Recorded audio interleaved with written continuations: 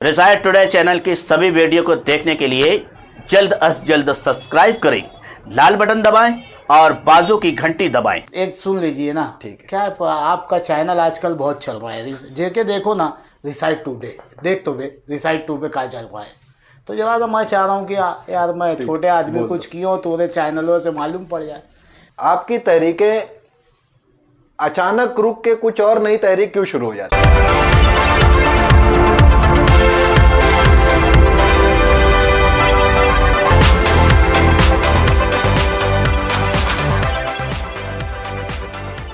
आज हम एक ऐसी शख्सियत से मुलाकात करने जा रहे हैं जिन्होंने मालेगांव में बहुत सारी तहरीकें चलाई, रोड से लेके गटर तक, गटर से लेके अतिक्रमण तक। इन बीच में बहुत सारी तहरीकें दी, बहुत सारे नारे दिए, पर लोगों के कुछ सवाल हैं जो हम आज करना चाह रहे हैं। ये इंटरव्यू जो है ये थोड़ा तीखा इंटरव्यू है। सर आपसे जितना तीखा हो उतना तीखा पूछिए, आप आवाम की बात है। जब मालेगांव की आवाम का सर्वे किया या उनसे जानने की कोशिश की कि रिजवान बैटरी वाले ने अभी हज़ारों का मजमा जमा किया अतिक्रमण के सवाल पर, इसके पहले रिजवान बैटरी वाला अकेले काम करता रहा है, तो सर आपकी जितनी तहरीकें रही हैं या जितने मुद्दे रहे हैं वो पूरा होता दिखाई नहीं देते। सवाल ये आता है कि गटरों के मसले में आपने बात की, मालदा कॉलोनी के बारे में आपने बात की, फिर उसके बाद आप अतिक्रमण पे बात कर रहे हैं। तो हमें ऐसा लगता है कि सब चीज़ आधी अधूरी छुटी हुई है, तो आप एक चीज़ छोड़ के दूसरे में जम कर रहे हो या वो भी साथ ही साथ चल रहा है? अच्छा सवाल है सर। पहला सवाल तो आपका ये था कि हमारी जो भी तहरीकें होती है, ऐसा आवाम का बोलना है कि उसके कुछ असरात नहीं दिखते। मैं आप मीडिया का ज़्यादा वक्त तो नहीं लूँगा, 2-3 ही जुमले बताऊँगा, लेकिन आवाम की बात आपको बताऊँगा। Sir survey number 57 ward number 6 मजीद खन्ना के कारखाने के पास एक स्लैब 4 महीने में 6 दफ़े बना और 6ठी दफ़े में पूरी रोड बंद हो गई, टूट गया। सर वहाँ यही रिजवान बैटरी वाला जाके उस स्लैब की जाली पे सो के नीचे से गटरों की एसी की हवा खा रहा था और प्रभाग 2 के अधिकारी को बुलाया और इतनी गाली दिया, जैसे मेरे नौजवान सोशल मीडिया पे लिखते हैं ना, मैं फेस टू फेस बोलता हूँ, सोशल मीडिया पे नहीं बोलता हूँ। सोशल मीडिया पे सिर्फ मेरी पोस्ट वायरल होती है, मुझे कौन क्या बोलता है उससे मुझे कोई फिक्र नहीं होती है। तो सर मालेगांव का तारीखी स्लैब बना सर, जैसे शब्बीर सेठ, मरहूम हाजी शब्बीर सेठ के ज़माने का काम है ना, आज भी मशीनें ले के फोड़ो तो नहीं फूटती है, ये सच्चाई है। और ऐसे ही एक अनोखा स्लैब वहाँ पे बन गया गलती से, क्योंकि वहाँ रिजवान बैटरी वाला सो गया था। 2 साल हो गया, 1.5 साल हो गया उस स्लैब को बन के। सर उस पे से ना 50 टन की गाड़ियाँ जा रही है, 2 नंबर की रेती वाले, वहाँ पे सीमेंट वाले सब दुआएं दे रहे, 2 नंबर वाले भी दुआ दे रहे कि यार स्लिप बहुत अच्छा बन गया, गाड़ियाँ जल्दी भाग जा रही है। एक आपने कहा कि आवाम कह रही है कि मेरी तहरीक का असर नहीं होता, तो आप मीडिया वालों को भी बताना चाहिए कि भाई कुछ हो रहा है कि नहीं। ये रिजवान बैटरी वाला फेमस बेकरी के सामने आगरा रोड पे सर 7 फीट की गटर में कूदा। जरा आप मीडिया वाले अपना हुमर करके आया करिए भाई, आवाम को नहीं मालूम है तो कुछ आप बता दिया करो, आप बताएंगे तो मीडिया आवाम को मालूम पड़ेगा। क्या है, पैसे वालों की बातें बताई जाती है ना, छोटे गटर में कूदने वाले की बातें कौन आवाम तक पहुंचाएगा।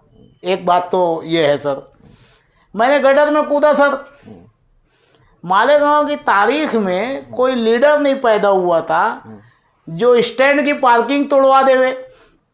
और रिक्शा स्टाफ वालों के पास कभी आप अपना रिसाइट टुडे का चैनल का भोंगा लेके जाइएगा सर और उनका इंटरव्यू लीजिएगा, तो मेरी वो तहरीक से पहले उन्होंने कहा था कि भाई कुछ भी करने से कोई मतलब नहीं, अपन ये दुआल को छुएंगे ना तो शिवसैनिक खड़े हो जाएंगे, उनके साथ अपने खड़े हो जाएंगे, ये खड़े हो जाएंगे, कुछ नहीं होएगा।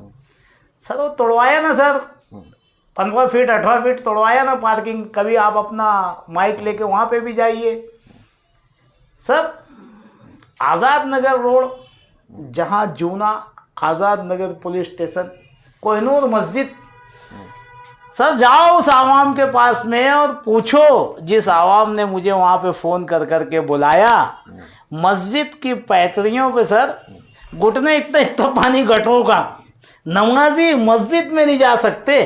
कोहिनूर मस्जिद के लग सर, जहाँ जूना आज़ाद नगर पुलिस स्टेशन था ना सर, उसके थोड़ा सा आगे ये आपका रिजवान बैटरी वाला है, वहाँ पे आंदोलन खड़ा किया, जेल गया है ना, 2 केस बने मेरे ऊपर। हाँ, तो 50 लाख रुपये की वो रोड जो है ना सर, वो पास हुई। वही रोड का टुकड़ा, यानी मतलब बोलना चाहिए कोहिनूर का हीरा निकाल के हमारे आमदार साहब टेस्टिंग करवाऊंगा लेबोरेटरी में, बोले इसकी टेस्टिंग, ये रोड का काम कैसा हुआ इसकी टेस्टिंग। जब उसका टेंडर हुआ ना सर, तो हमारे माजी एमएलए आली जनाब मुफ्ती मोहम्मद इस्माइल कासमी साहब, हमारे माजी महापौर नेशनल वाला साहब, इनके पूरे टीम वर्क वहाँ गई सर टिकम लगाने के लिए। आंदोलन तो हम किए ना, वहाँ की आवाम का बोलना है कि 25 साल से ही सड़कियाँ बन नहीं रही है। वो आवाम ही बोल रही थी, जरा आप अपना चैनल वहाँ ले जाइएगा सर। तो जब वहाँ पे उन लोगों ने इफ्तिताह के लिए आया, तो हम 50 रुपये का गुलाब का फूल ले जाके आवाम का स्वागत किए कि आवाम की मेहनत से बनाए, पब्लिक की मेहनत से बनाए। ये हमारी तहरीकें गिनाते बैठूंगा ना सर, तो हमारी हर तहरीक का कुछ ना कुछ असर है। अब आपने एक बहुत जिम्मेदारी का सवाल पूछा है, ये चंद चीज़ें गिनाया हूँ। जी जी जी, बहुत सारे काम किए हमने, बताइए आप। और एक चीज़ बता दूँ, इसके बाद में बताइए। एक सुन लीजिए ना, ठीक है। क्या है, आपका चैनल आजकल बहुत चल रहा है, जेके देखो ना, रिसाइट टुडे देख तो बे, रिसाइट टू पे क्या चल रहा है। तो जरा सा मैं चाह रहा हूँ कि यार मैं छोटे आदमी कुछ किया तो उन्हें चैनलों से मालूम पड़ जाए। Sir Bikku hotel, Agra road bus stand के आगे, MG पंप के सामने, सर 2 साल तक सर आवाम जान रही है, पूरा शहर जान रहा है, सड़कों पे इतना बड़ा बड़ा आगरा रोड पे पत्थर निकला हुआ सर, कहाँ से रोड से उतर के लोग आ रहे हैं और जा रहे हैं। 1.5-2 साल तक हम ही है सर जो वहाँ पे तहरीक चलाए, 2 डंपर मुरुम मंगाए, और जब हमने सब मुरुम बिछाए तो हाथों की चमड़ियाँ निकल गई थी, आवाम देख रही थी। तो दूसरे तीसरे दिन हमारे महापौर साहब, नेशनल वाले साहब महापौर थे, आनंद फानंद में आप मीडिया वालों को बुला के प्रेस कॉन्फ्रेंस लेते हैं, और कितना मालूम 100 मीटर की रोड और बनाने के लिए बोले हमको फंड निकालना पड़ा अर्जेंट में। वो सड़क ऐसी बनी, उतनी खली 100 मीटर की, सारे गांव की सड़क टूट गई, वही नहीं टूटी। ये हमारा आंदोलन है। आगे बोलिए। आपने घरकुल के बदनवानी का मुद्दे को लेके चल रहे थे, वो तहरीक अचानक गायब हो गई और अचानक अतिक्रमण आ गया। आपकी तहरीकें अचानक रुक के कुछ और नई तहरीक क्यों शुरू हो जाती? सब अचानक वाला ही काम है सर मेरे पास। सब आपके सवाल बड़े अच्छे हैं। देखिए, सब अचानक में मैं क्या क्या करते रहता हूँ, जो प्लानिंग से जो कोई नहीं करता है ना, मैं सब अचानक में करता हूँ। तो मैं चाहूँगा कि आपने अच्छा सवाल किया सर। घरकुल का मुद्दा जो मैं अतिक्रमण पे टन हुआ, मैं अतिक्रमण पे नहीं आया। मैं घरकुल के लिए आज से नहीं सर, 2016 से मैं तहरीक चला रहा हूँ। मालेगांव शहर में कमोबेश हमने 50 से 60 कॉर्नर मीटिंगें ली।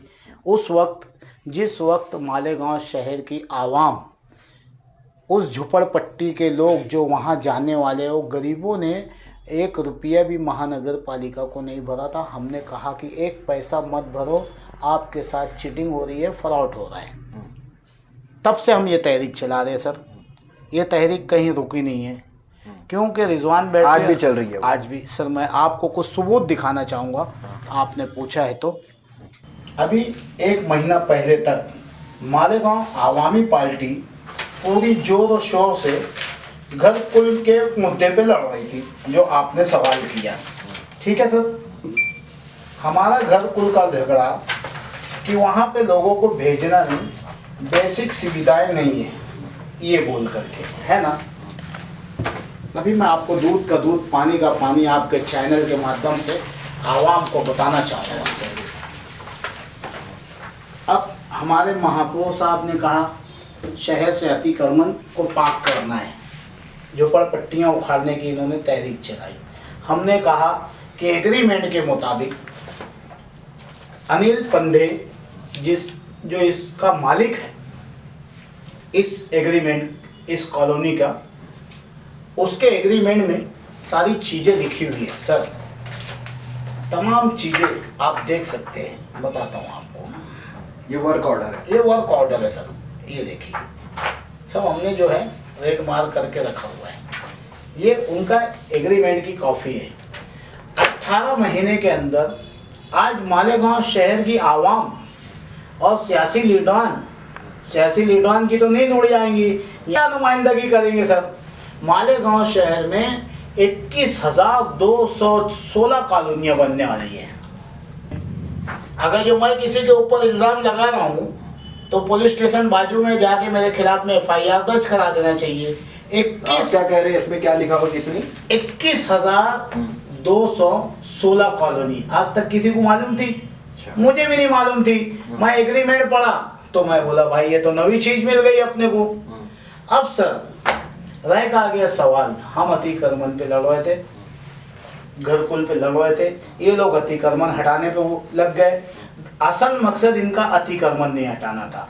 अगर जो अतिक्रमण हटाना था तो मैं सत्ताधारी लोगों से पूछना चाह रहा हूँ कि साहब आप मुझे बताइए, मालेगांव शहर में Agra road, Kusumba road, Ahmad Raza road, Kudwai road, Mohammad Ali road, Maulana Azad road, और सर अब मैं तुमको मालेगांव शहर की किस रोड का नाम गिनाऊँ, आवाम से ही पूछ लेना। एक भी रोड पे चलने के लिए रास्ता नहीं, इतना अतिक्रमण। मैं बोल रहा हूँ पहले आप ये हटाइए, वहाँ पे सुविधा करिए, बाद में भेजिए, तो आप क्यों नहीं हटा रहे? कल यानी आज तो आप क्या चाहते हो? आप चाहते हो कि वहाँ पे लोगों को शिफ्ट किया जाए, या वहाँ की सुविधा लाई जाए, या अतिक्रमण साफ हो? सर देखिए, अतिक्रमण तो साफ होना चाहिए, एक नंबर बात। 2 नंबर बात यह है कि वहाँ मैं फिर आवाम से अपील करूँगा कि आप अपनी जान जोखिम में मत डालिए, वहाँ कोई मत जाइए। इसलिए मत जाइए कि वहाँ पे डंपिंग ग्राउंड है, वो भी कोर्ट ने क्लियर लिखा है कि ग्रीन ट्यूबलर आज मुल्क में इतना स्ट्रिक्ट है कि कई 100 करोड़ का फाइन मार दे रही है। और सर वहाँ पे 50 साल से डंपिंग ग्राउंड है, रेड मार्क क्रॉस कर चुका है। कई दफ़े महानगर पालिका को नोटिस आ चुकी है कि वहाँ से डंपिंग ग्राउंड हटाओ। यानी आप इंसानों को हटा के उनको मरने के लिए वहाँ पे गंदगी में भेज रहे हो। दूसरी बात, उस घरकुल के अंदर में तकरीबन कमोबेश 250 करोड़ रुपए की बदनवानी है। मैंने साबित कर दिया ये पेपर के जरिए से। तो अभी ये तहरीक आप और आगे चलाने वाले हो? हम इसे हाईकोर्ट में चैलेंज कर रहे हैं। मालेगांव शहर की आवाम इंशाल्लाह देखेंगी, और मैं मालेगांव शहर की आवाम से अपील कर रहा हूँ, दरख्वास्त कर रहा हूँ मेरे पढ़े लिखे नौजवानों से, गईयों नौजवानों से, उलमाए किराम से, सोशल वर्करों से, कल्बो अदारों वालों से कि आप हमारा साथ दीजिए। ये तमाम बदउनवान सेंट्रल जेल के पीछे आपको मिलेंगे इंशाल्लाह।